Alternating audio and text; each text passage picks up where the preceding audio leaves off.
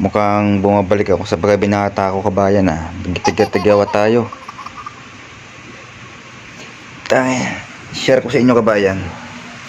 Kanina nag-live ako sa aking main account Facebook tsaka page, kabayan. Ang aking ginawa doon sa mismong main account ko, aking tinitle ay fast food chain.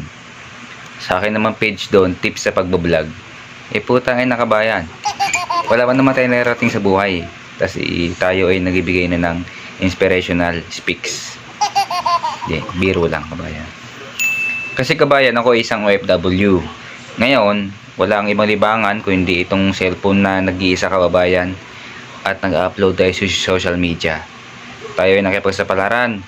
At kumukuha tayo ng loob ng tao, kabayan, para kainin. Hindi, kabayan. Yun yung mismong puso ng isang tao. Kada isa, kabayan. Yung makuha natin. At yun ay magpaparami sa ating YouTube channel, kabayan. Kabayan TV. Isang tao, isang subscriber, kababayan. Napakalaking bagay po nun. Para po yung isang tao na yan is palagi po nakaabang yan sa iyong upload.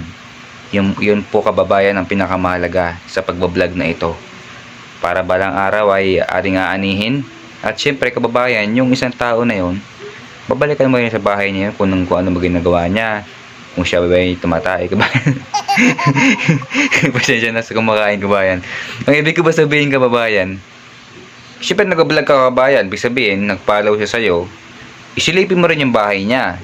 Mali mo sa Facebook ba yan, o vlogger din siya, kababayan, no? Syempre pupuntahan mo, panoorin mo rin yung video niya. Ano yun, ikaw, sa'yo lang nanonood. Kababayan, dito ko muna tatapusin itong video at 2 minutes. Maraming salamat po. At kababayan, follow po kayo sa akin at for more.